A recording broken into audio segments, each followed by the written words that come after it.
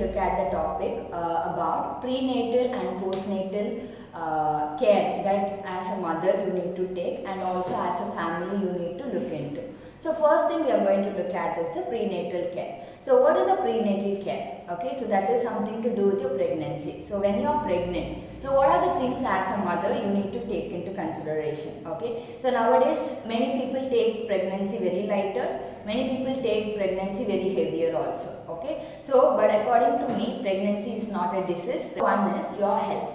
Okay, so I am talking about your physical health. So when I talk about your physical health, you need to be physically fit, and also physically you need to be stable. So in terms of weight, so there should not be too much of weight gain during pregnancy, and also your BP levels and sugar levels need to be in control, and thyroid levels. So for many mothers, what happens is during pregnancy these levels will be higher, so it actually increases. So because of that, what happens, there could be an effect on the child.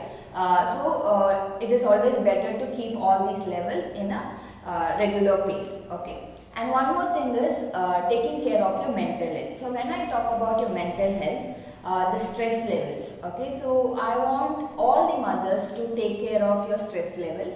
So when you are during your pregnancy, you don't have to get stressed out. Okay, so it could be any stressors that causes you the stress, but I request all the mothers to be stress free during your pregnancy, because stress is the major cause for lot of disabilities in the future. So without being stressed out, you can just be happy, you can just be calm, okay, and enjoy every moment in life. So one more thing is depression. So many mothers, when your stress is not taken care, then it leads to depression. So that is the later stage of stress. So it is always better to stop stressing yourself so that you don't end up into depression. And then the next part is your food intake. Okay, so when you eat, so it is very important for you to keep in mind that what food you take. So it should not be junk food, outside foods always. So it is always good to take food that you prepare at home, because outside foods will have a lot of color. Food colors are added, Ajinomoto is added, a lot of sugars are added, which is not good for you as well as for the baby. So it is always need to be your concern that what food you take during your pregnancy. And drinking a lot of juices is also not good. So always doctors prefer to take old fruit as such rather than taking a drink. Okay, so all these things you can take into consideration. So why I am talking about all these is this could have an effect on the child who is in the womb, okay, and that will cause a later damage to the brain. Now the next thing you have to consider about is during your delivery, what are the care that you need to take. So during delivery, we don't know what kind of delivery we'll go through. It could be normal delivery, or it could be C-section, or any other delivery that could happen. But what you need to keep in mind is, okay, during delivery, there should not be any complications. So if you have any complications during delivery, that will definitely affect the baby, not only at present but in future also. So that will lead to a disability. It could be either learning disability or ADHD or autism, any kind of disability could happen. So what are the various factors that could contribute is, one is preterm deliveries.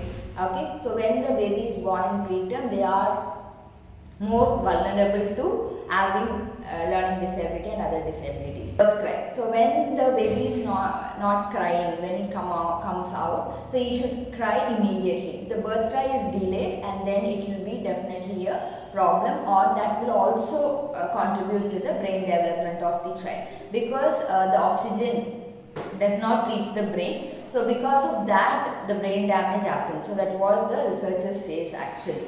And the third thing is, when the umbilical cord is around the neck, that could be a factor again. And when the baby drinks the fluid, when he is inside, when he is supposed to come out, so that could also be a factor for any disabilities that could happen.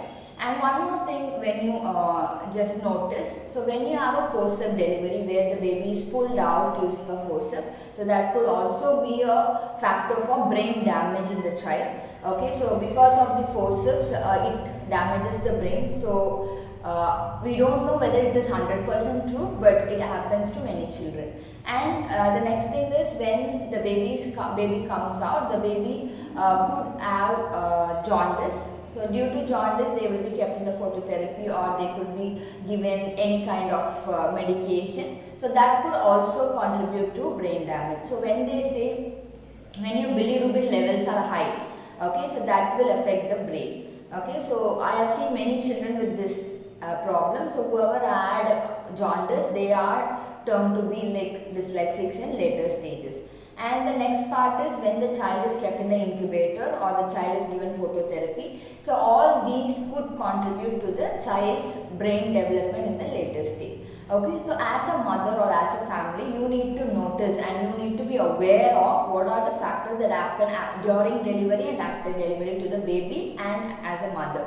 So only when you know all that, you will be able to understand or find out what are the difficulties the child is acquiring or the child is developing in a later stage. So hope this video is helpful for you. So please like and share with your friends so that others also get benefited from this. Thank you.